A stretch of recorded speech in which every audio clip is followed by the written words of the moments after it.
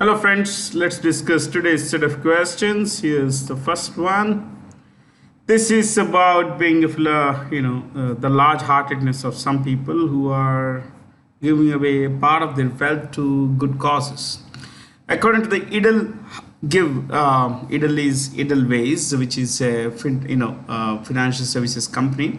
Edelweiss give Harun India philanthropist list.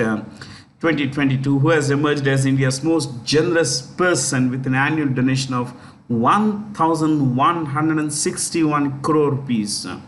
The Su's given away nearly 1,200 crore rupees toward good causes.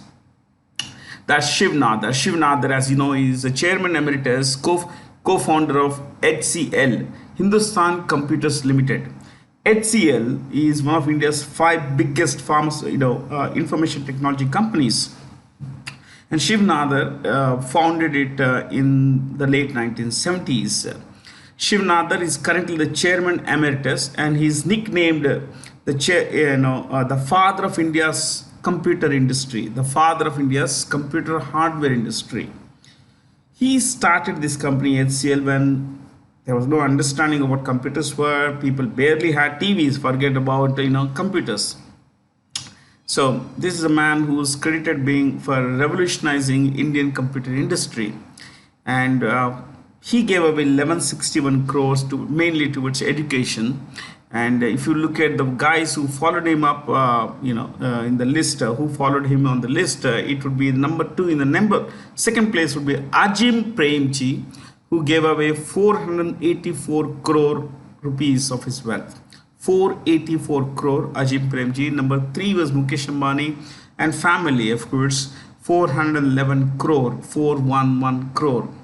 In the fourth place was Kumar Mangalam Birla. There you can see there. Kumar Mangalam Birla is the chairperson of the Aditya Birla Group, which is the owner of companies like Grasim, Hindalco, Ultratech Cement, Madura Garments. The owner of partner in, let's say, joint venture partner in Vodafone Idea. Idea is owned by them. Okay. Idea was later merged with Vodafone. That's how it became Vodafone Idea. Now coming to the fifth place, here you find two couples. They should have been ranked, both the couples should have been ranked in the fifth place.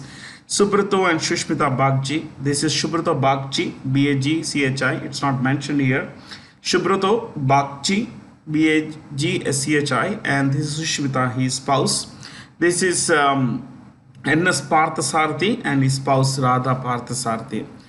These two are co-founders of Mindtree Technologies. Mindtree, as you would be familiar with, is one of India's leading information technology services company. Now, these guys, gave away 213 crore each. Okay, and they gave this money away toward building a not-for-profit super specialty clinic on the campus of the Indian Institute of Science, Bangalore. Okay, Bengaluru as they call it. So they should have been in the fifth. Both should have been in the fifth place, but they're not mentioned here. Yeah, that's why I have their photo. That's Subrato on the right and his spouse Shushmita Bagchi, B-A-G-C-H-I, and N.S. Parthasarathy and Radha Parthasarathy. Okay. So the name of Gautam Adani is also mentioned. I think he is in the seventh place with about 190 crore rupees in charity. Now the Subratos are ranked fifth. The Bagchi family is ranked, the Bagchi spouse, the couple are ranked in the fifth place, while the sixth place would be the Parthasarathy couple. But anyway, the same number, actually same amount, 213 crore.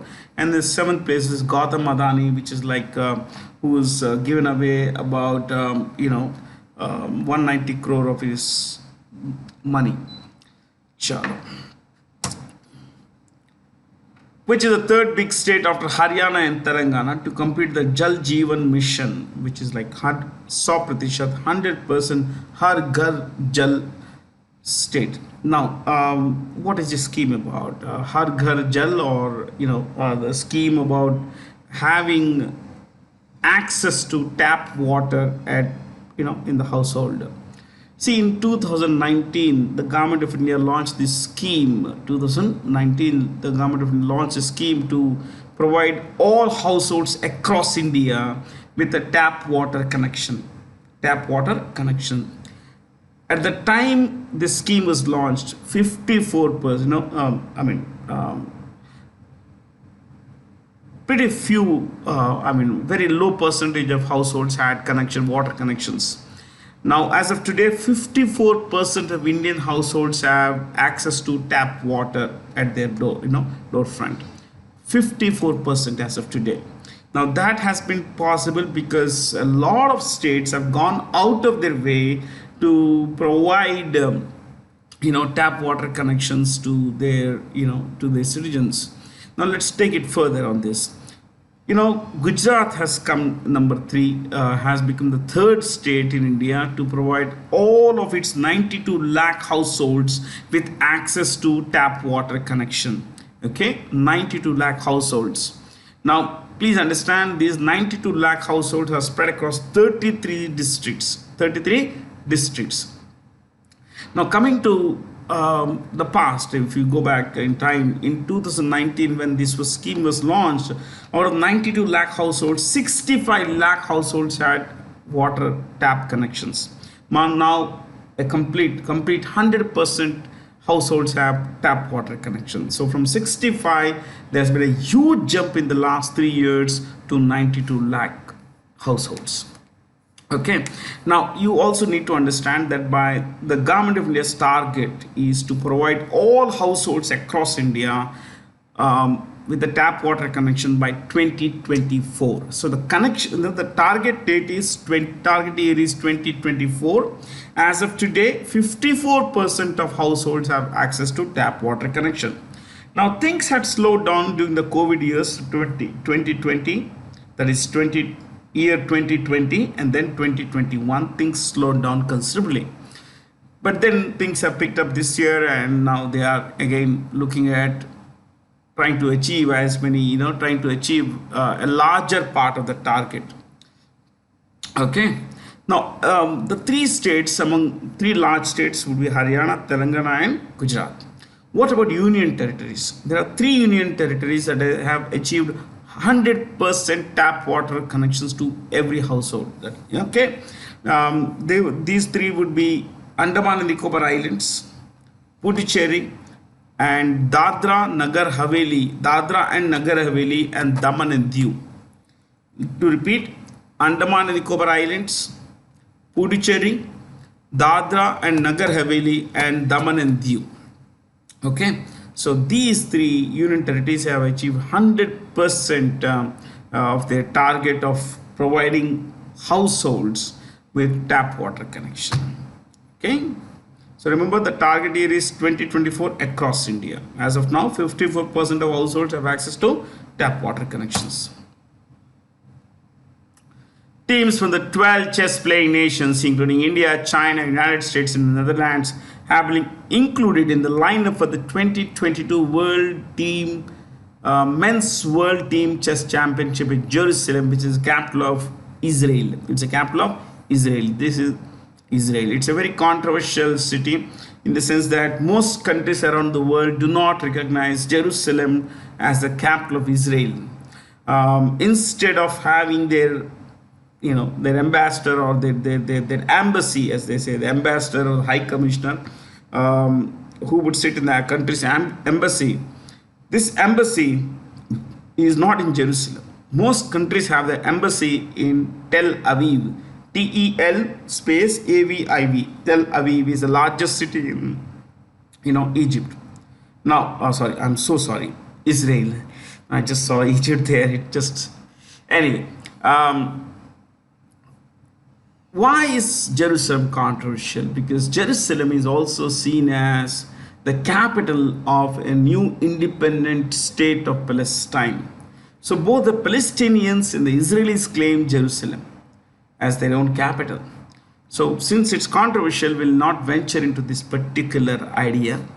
But recently elections have been held in Israel, and Israel has had most likely a new prime minister who's also the old prime minister. Okay, I mean the previous prime minister. When I say old, I'm talking the previous one. Who is this guy?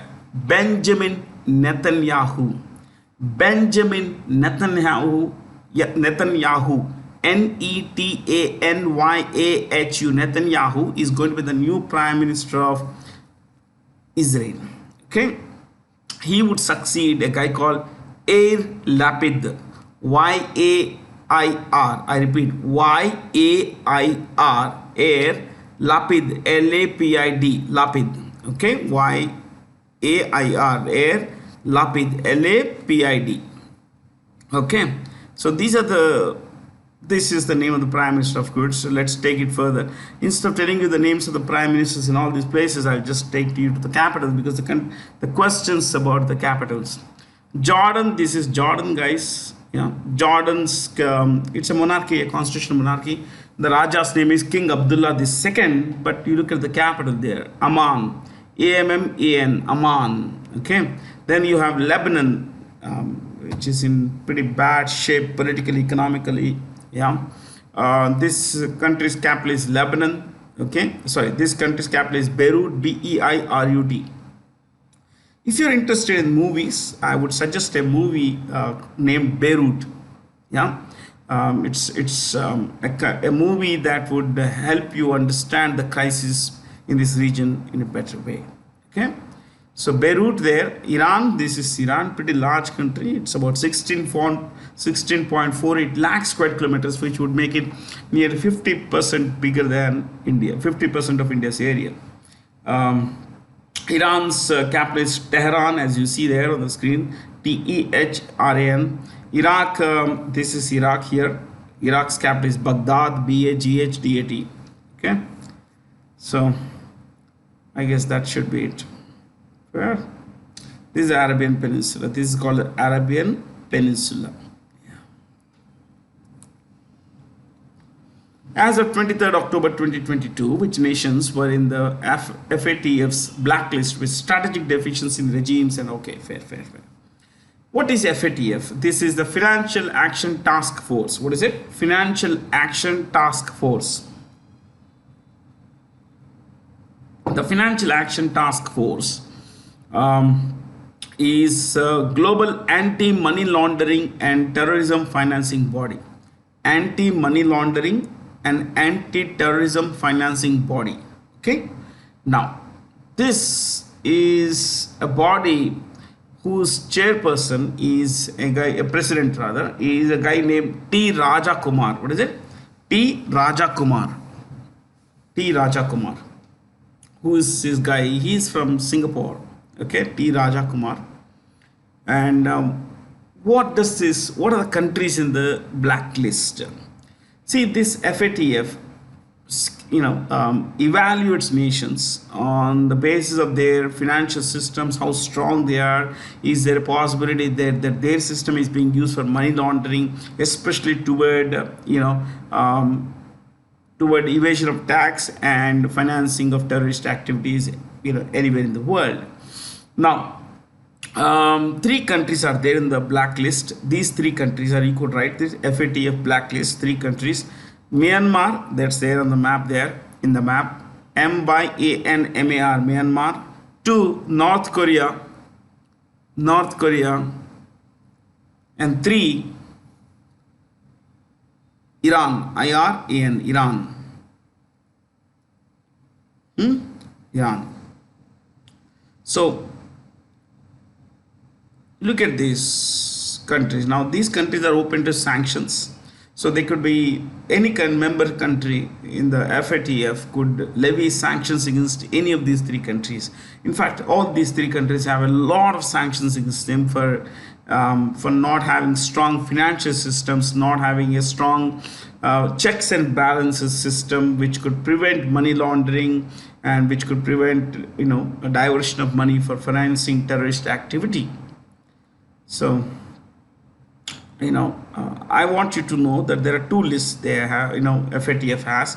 One is the blacklist, which has 3 countries, in the names of 3 countries, Myanmar, North Korea and Iran, and the grey list, G-R-E-Y, grey list. Now, grey list has 18 countries as of today. Countries like Albania, Burkina Faso, they are all there on this list. Okay, grey list. In October 2022, that is last month, Pakistan was moved out of the grey list. For nearly 4.5 years, Pakistan was in the grey list, but it was moved out in October of this year. Okay, because it has come to, its candidature, its financial systems have been, have been evaluated on the basis of how strong the system is, how strong the financial system is. Does it prevent money laundering? Does it prevent financing of terrorism, through organized banking? Now, I want you to know one more thing here, a little about Myanmar. Myanmar is this country east of India. Its capital is, you can see here, Naypyidaw, Naypyidaw. I repeat, Naypyidaw, Naypyidaw. Now, this country is seeing a military rule. Between 1962 and 2011, this country has had military rule. Yes. And since last year, again, the country has gone back to, throwing out the democratically elected government and replacing the elected government with a government of their own. Today, Myanmar is ruled by the Burmese military, and this is especially the army. Within the army, there is a small group of people at the very top, which, this small group runs the country. This small group of people who run the country is called junta. Junta. I repeat, Junta. Junta is spelled junta, but pronounced junta. Okay, and the leader of the junta is a guy called Min, M-I-N, Min Liang, H-L-A-I-N-G, Min Liang, H-L-A-I-N-G, Min Liang. This long name, Min Liang Ong, forget about it, Min Liang. Yeah. The country's capital is Kyat, K-Y-A-T, Kyat. It's in a very bad shape, very, very bad shape, especially because of the military's use of force, violence against a community called the Rohingya community, who basically, most of who are Muslims, and most of these Rohingyas live in this region called Rakhine. What is it? Rakhine here. Myanmar is a predominantly Buddhist country, and the majority community has accused this Muslim community here of using, instigating people, the locals basically, they've accused the Muslim community of indulging in violence against Buddhists. Now, whatever the reasons are, there is a large-scale internal displacement problem in Myanmar. From there, a lot of people are also moving out of the country, becoming refugees in countries like Pakistan, India, and Bangladesh. Bangladesh has the world's largest migrant population. In fact, Bangladesh is home to the largest Rohingya community outside Myanmar. Okay, and India is the number 2.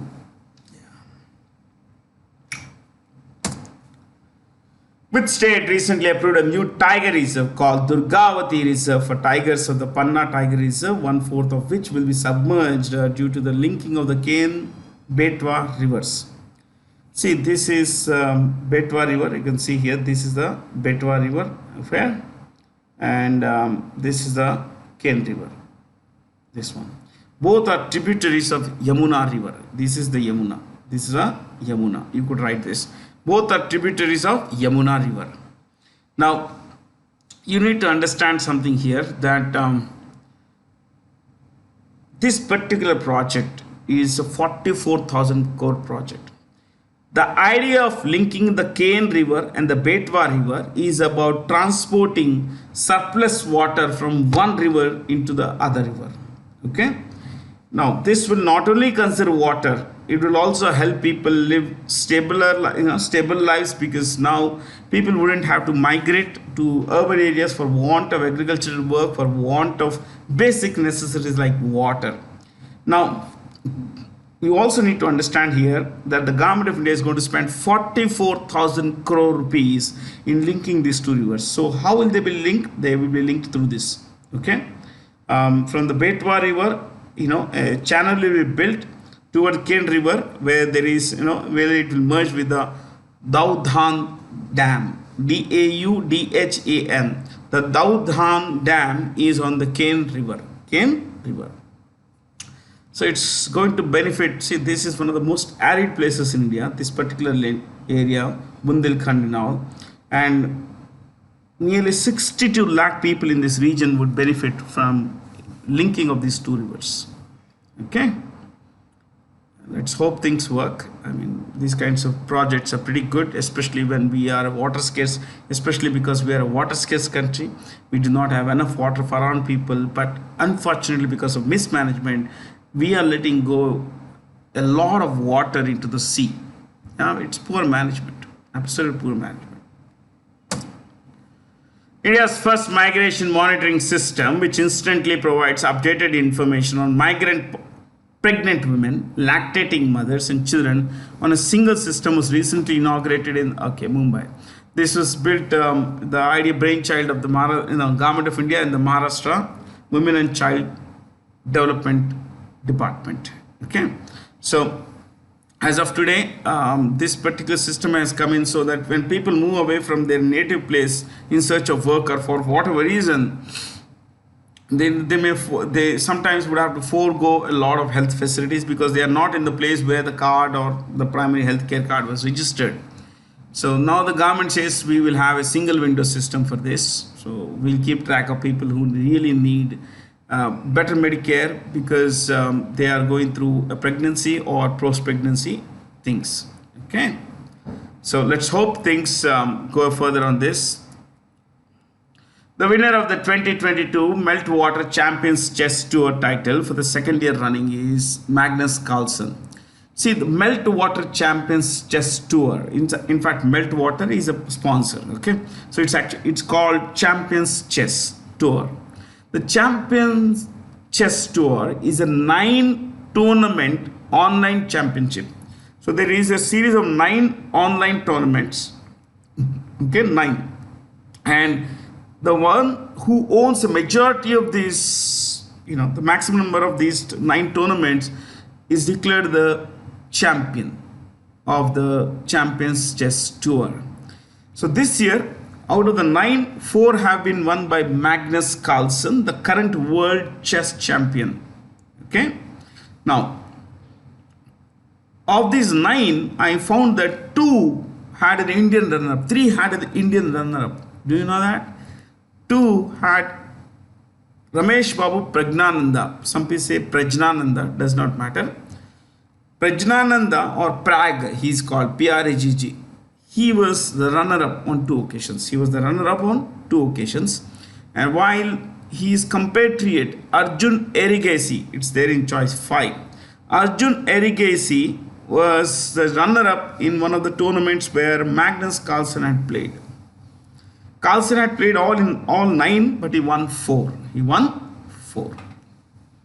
This Ramesh Babu Prajnananda had defeated Carlsen on, if I'm not wrong, on 3 occasions already. Yeah, and Pragg, Pragg is a very young boy. He's around little over under 15, I guess. Yeah.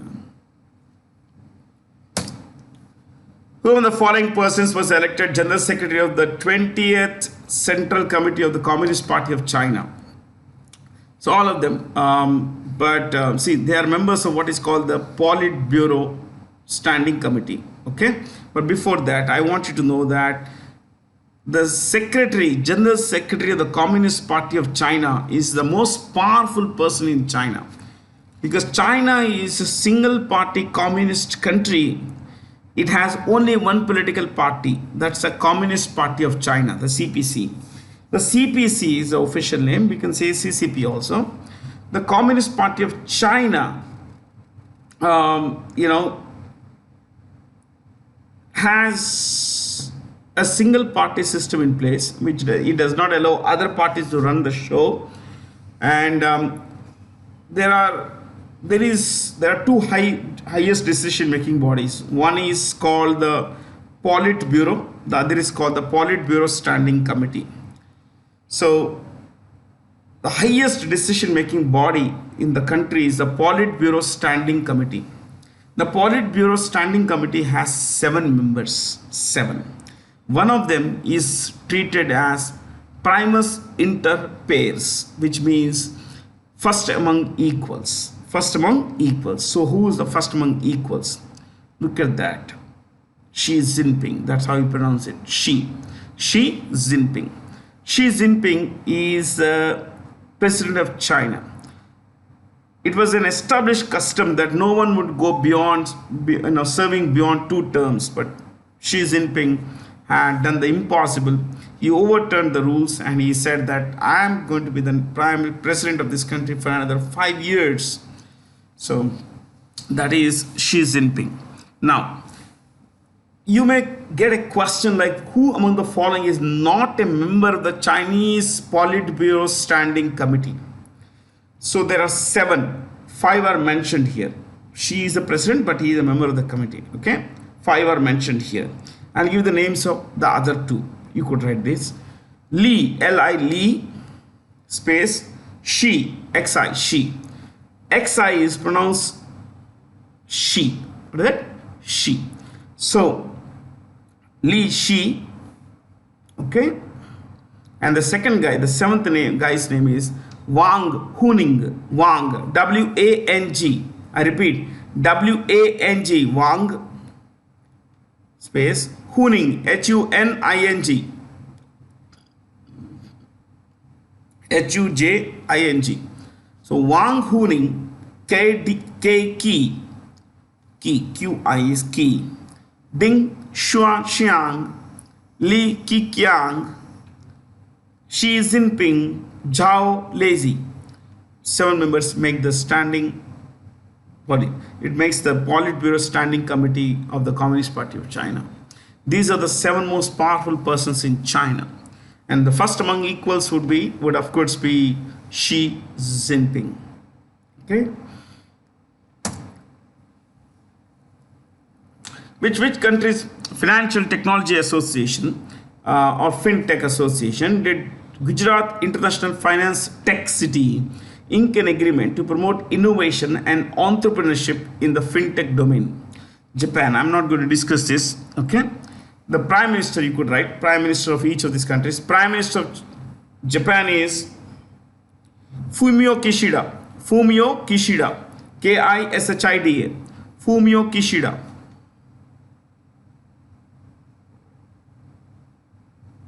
Next, Thailand. You may get a question like this. Prayut, P-R-A-Y-U-T. Prayut Chan, C-H-A-N, Chan, dash, O, letter O, dash, Cha, C-H-A. Prayut Chan Ocha is the Prime Minister of Thailand. You know, his candidature was recently, he had already served 2 terms. Okay, so the Supreme Court of Thailand has said that he cannot serve more than 2 terms because that's the constitutional limit. So let's see where things go. But as of today, he remains the Prime Minister. Malaysia's Prime Minister is Ismail Sabri. Ismail Yaqub. Sabri, S-A-B-R-I.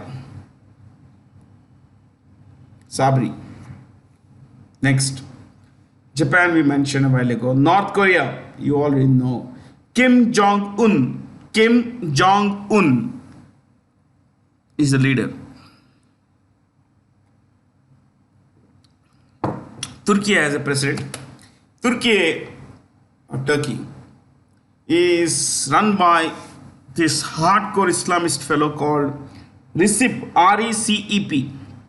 Recep Erdogan, Erdogan, Erdogan.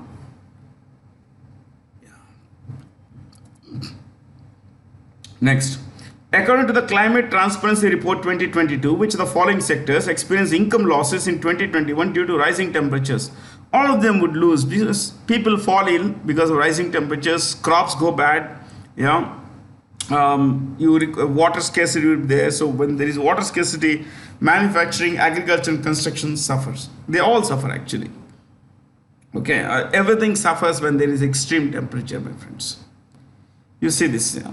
I went through the climate transparency report. There are a lot of good graphics. You could look them up. Okay, and you would find here that the climate emergency has economic and health impacts on all people, even those who deny.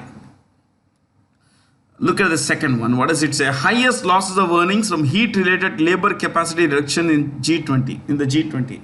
See, if there are extreme temperatures, people are not productive. Either people don't work, and if those work, those among those who work, the efficiency, productivity is low. So they suffer a loss of income from that. Yeah. So 55.4% of losses. So if someone's earning 100 crore, there is a dent by 5.4 crore. Yeah. So you need to understand all this is something, all this is going to run the world. Yeah. Whom of the following was recently fired as the CEO of Twitter? Parag Agarwal. Okay. Nikesh Arora. He is the CEO of Palo Alto Networks. Palo, P-A-L-O, Palo, space, Alto, A-L-T-O, Alto, Palo Alto Networks. Next, Sundar Pichai. Sundar Pichai is the CEO of Alphabet, which owns Google and related companies. Lakshman Narasimhan, CEO designate, simply write CEO, of Starbucks, STARBUCKS. Next, Vijaya Gadde. See, Vijaya Gadde was this chief legal counsel at Twitter. Both Parag and Vijaya were seen as leftist. While they were called themselves liberal, they were intolerant of other people's opinions. So technically, liberals are generally, are intolerant. They're illiberal. Okay. Yeah. Who is going to be the new CEO of Twitter?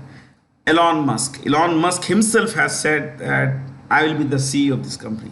He already is the CEO of Neuralinks, the CEO of the Boring Company. He is the CEO of Tesla. Then Space Corporation, plenty of companies. Yeah.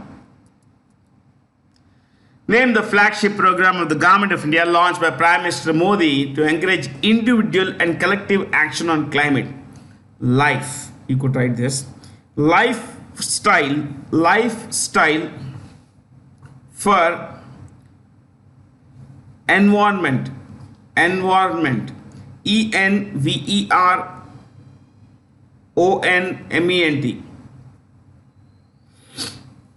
Okay. Yeah. So the basic idea behind this program is to protect and preserve nature. Okay. You could write one more thing. Union Minister for Environment,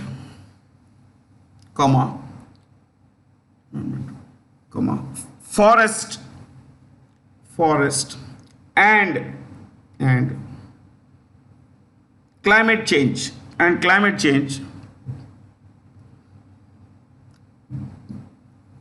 You could write this. Bhupendra Yadav.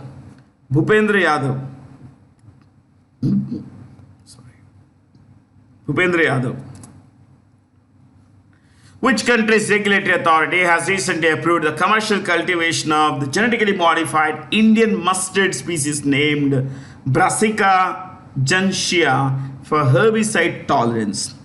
Australia has done this. Yeah. So this is the first ever time that an Indian mustard product has been approved by foreigners before Indians themselves. Yes. I want you to write something beyond this, that, or rather, brassica. You write brassica gentiana dash mustard, native mustard species, dash developed by developed by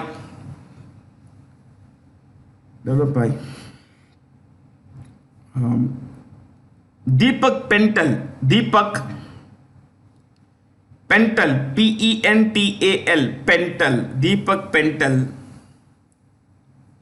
and his team at the University of Delhi,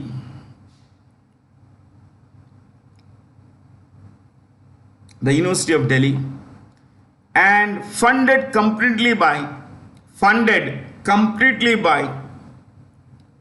the National Dairy Development Board,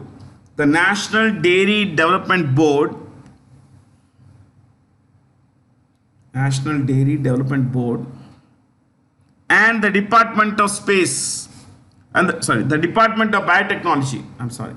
And the Department of Biotechnology.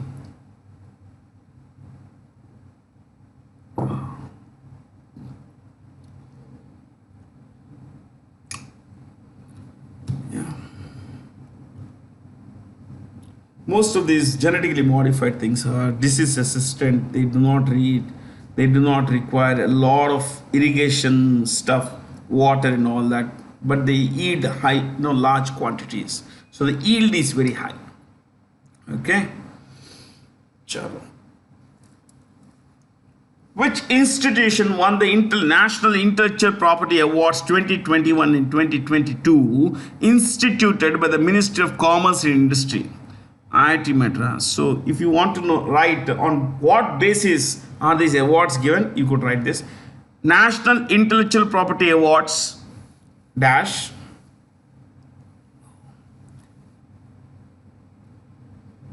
based on patent applications, comma, patent applications, growth and applications, commercialization, better word, and commercialization. So patent applications, comma, growth and grants, grants, grants, and commercialization.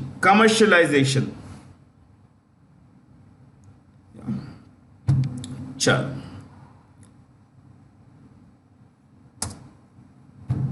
Who of the following persons won the 2022 Denmark Open badminton tournament in men's and singles respectively? Singles, actually. Okay. Shiyuki and he both are from China. Okay.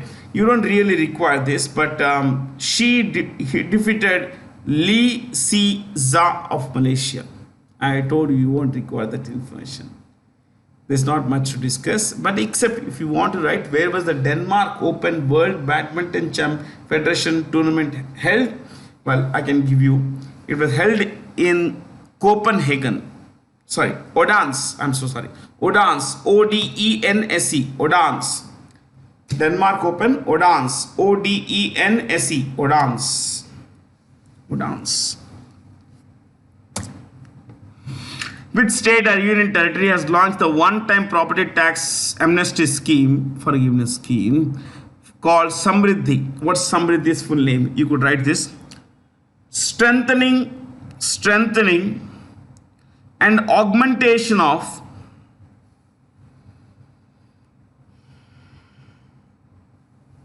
municipal revenue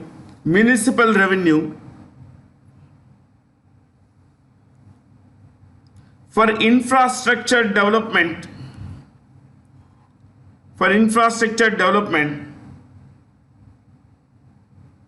in Delhi. I repeat, strengthening and augmenting the municipal revenue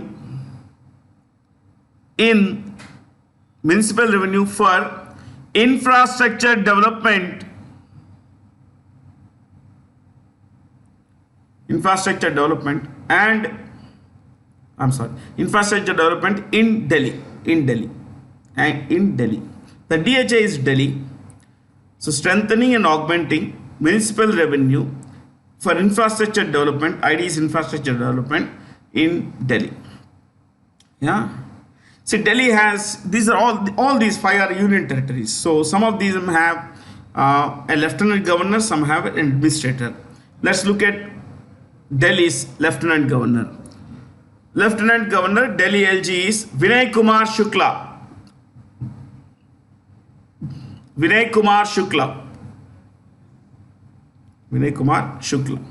Next, Andaman Nicobar Islands. Retired Admiral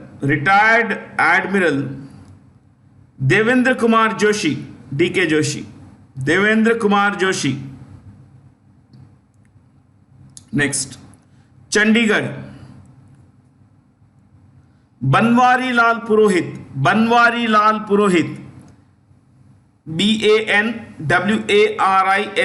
Banwari Lal Purohit. PUROHIT. Purohit.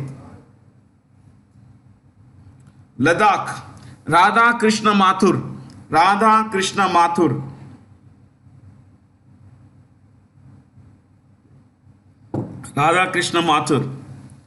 Puducherry. Puducherry is and by who's the lieutenant governor? Tamilisai. TAMILISAI. Tamilisai. Soundararajan. SOUNDAR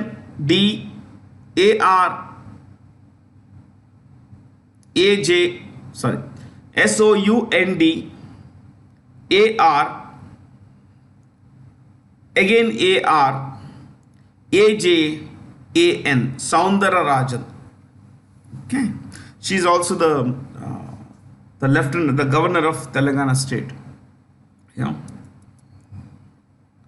The managing committee of the Indian Banks Association re-elected A.K. Goel, Atul Kumar Goel as a IBA chairperson for 22-23. He is a MD and CEO of Punjab National Bank.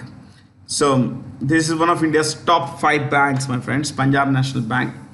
Who is the CEO of Bank of Maharashtra? Bank of Maharashtra is run by A.S. Rajiv.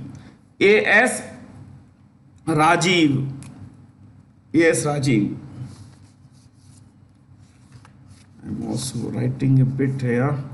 A.S. Rajiv. Then State Bank of India, Dinesh Khara, KHARA. Dinesh Khara. Next, Bank of Baroda, Sanjeev Chadda.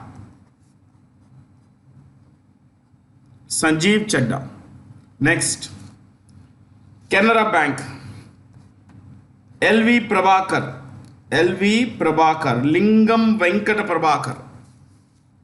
Okay. Yeah. Next, I'm also writing just for fun. Basically, I'm trying to write as much as I can. Yeah. Starting now, I'll write as much as I can. But it is very difficult to write when I'm speaking with you guys. Who of the following Indians have been elected chairperson of the United Nations Specialized Aviation Agency's Air Transport Committee? Now, what is the Specialized Aviation Agency of the UN? Okay, because the ATC is a standing committee of ICAO. You could write this ICAO, which is the International Civil Aviation. I repeat, International Civil Aviation Organization dash Head office Montreal, Montreal, Montreal. I repeat, Montreal, Montreal, Montreal. As you know, this is, I think, the biggest city in uh, one of the top three cities in Canada. Yeah. Vancouver, Toronto, and Montreal. Yeah, and Montreal. So number three, third fact. First is the full name. Second is the head office. Third is who is the Secretary General of ICAO. Right? Juan, Juan. I'll spell first. Juan. Okay. It's pronounced Juan. Spanish. Juan Carlos, Carlos, Carlos Gomez, Gomez, Gomez. Actual name is Juan, full name is Juan Carlos Salazar Gomez. Right, Gomez, Gomez, in brackets, the country he belongs to. Colombia, Colombia, Colombia. Colombia.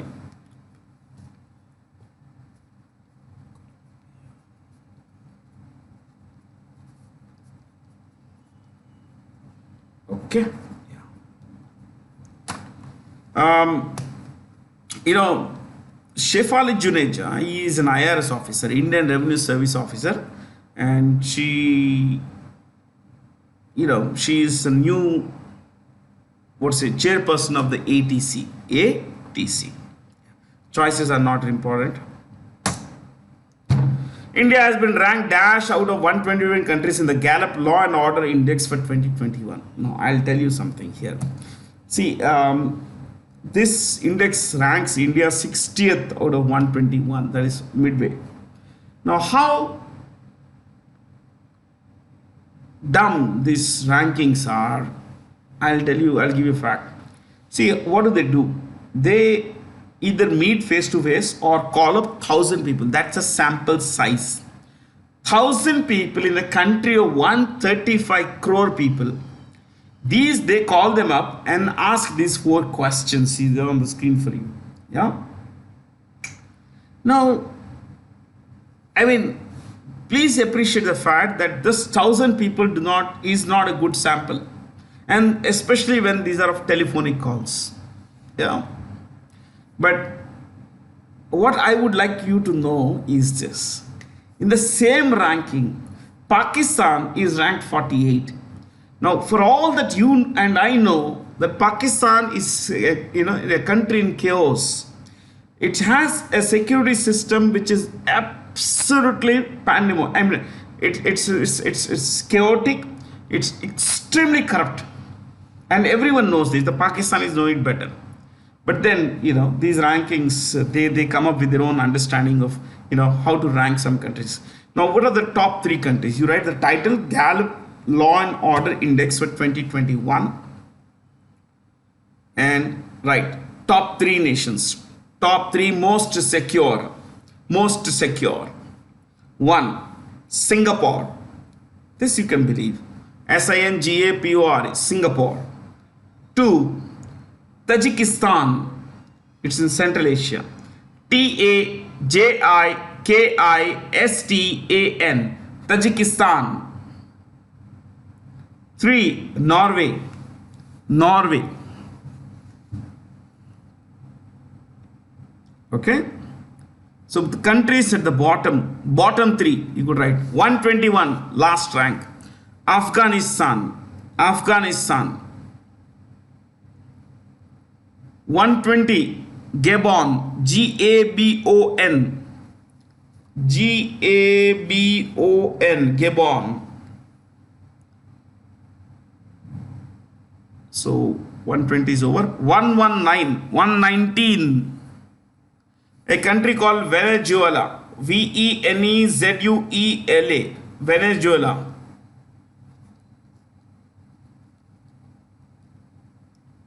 Venezuela. Okay? Venezuela. So India's ranking 60th. What is it? 60th. 60th. So I don't trust such rankings. I just don't. I don't know why, but I don't trust. Yeah. How can a country like Pakistan be ranked 48 and India be ranked 60th? Yeah. But then, most of these are agencies which are, populated by the liberal order, basically. Yeah. Modhera has recently become India's first net zero energy community. Modhera is in Gujarat. It's also called the city, the Sun City. The Sun City. It has a beautiful sun temple. I think we discussed this recently. It has a beautiful sun temple. It's built by King Bhima, who's a Chalukyan ruler. Yeah. And not go there, but net zero is the balance between the amount of greenhouse gases released and the amount removed from the atmosphere, the amount removed from the atmosphere. So 100 tons is released, 100 tons is removed, that is net zero. Technically what's released is sucked in, again basically sucked out of atmosphere. That's how some country or society becomes net zero. Okay. Which nation launched the world's first inhalable vaccine against COVID-19? No, China. No, China has a strict zero COVID policy, which is like breeding a lot of resentment against the Chinese state. But China is a communist country, as we discussed earlier, and there is no scope for dissent as far as the Chinese government is concerned. I'll not go into the discussion any discussion on COVID. The globally coveted international eco-label Blue Flag has been accorded to two Indian beaches, namely the Minicoy Tundi Beach and the Kadmat Beach. Both are in Lakshadweep. Okay. So I want you to know something here, that India has 12 blue flag beaches. 12 blue flag beaches. Blue Flag is an eco-label which is based on 33-point criteria. 33-point criteria. The criteria would include cleanliness of the beach, safety, environmental protection, species protection, the quality of water for bathing, okay, all these things. Now India has 12, and what you need to appreciate is that most of these beaches are on the western coast. Okay. Lakshadweep has an administrator. They don't have lieutenant governor. They have an administrator whose name is Praful Patel. In fact, both Lakshadweep and Dadra and Nagar Haveli and Daman and Diu are the same administrator. So 2 and 5 is Praful Patel. The rest we discussed. Kerala governor, since we are discussing governor, Arif Muhammad Khan.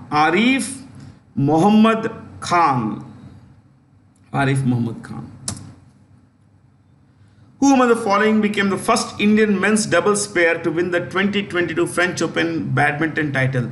This French Open Badminton World Federation tournament was held in Paris. So the winner, the doubles titles was won by this Indian pair of Chirag and Satvik Sairaj. Okay. As far as the singles winners are concerned, the men's singles winner was world number 1 Victor Axelsen. You could write this. Men's singles winner Victor Axelsen. Axelsen. Axelsen. In brackets Denmark.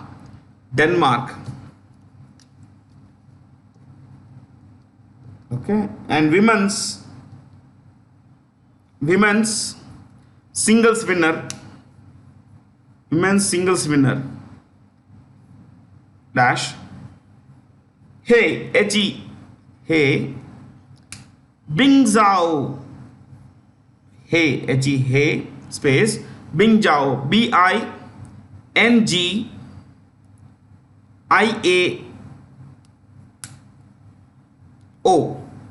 Bingjiao, 7 letters. B-I-N-G-I-A-O.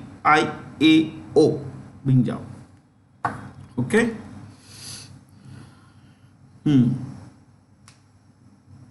Bingjiao is from China.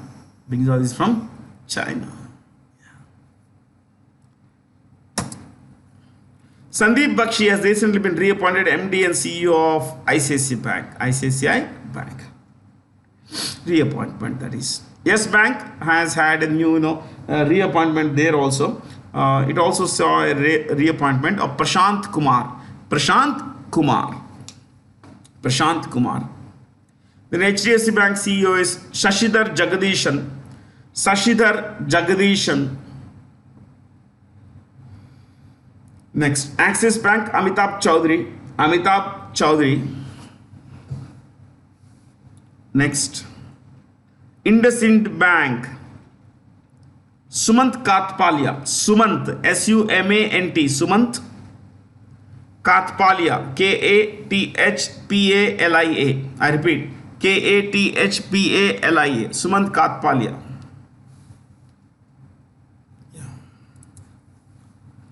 Airbus C-295 military transport aircraft meant for the Indian Air Force will be manufactured by the Tata Advanced Systems Limited. By Tata Advanced Systems Limited in Vadodara.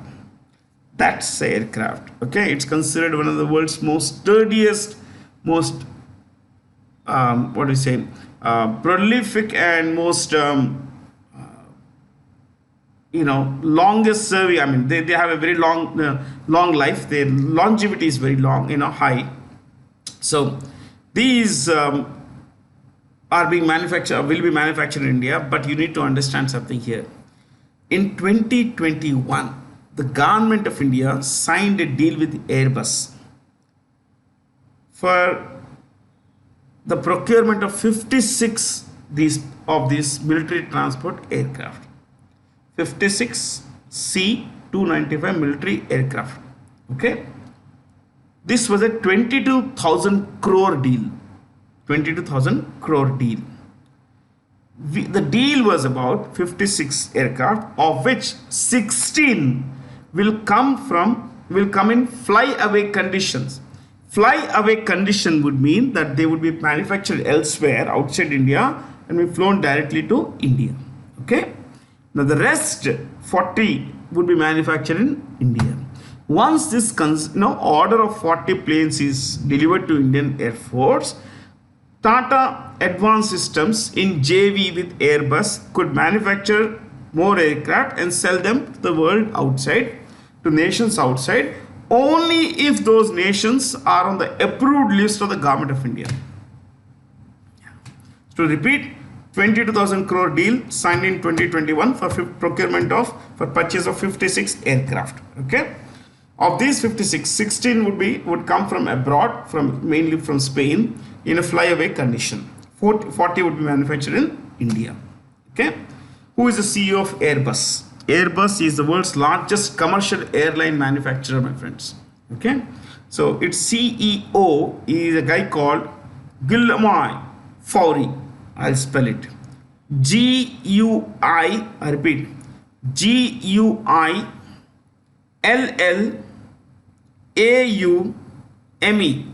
I repeat, Guillaume. Guillaume Faury. Faury. Faury. CEO of Tata Advanced Systems is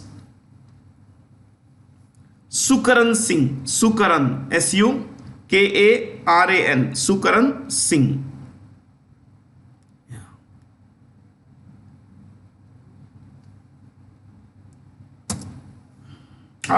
That's about it, guys. Thank you for being here. Have a lot of fun. Stay curious.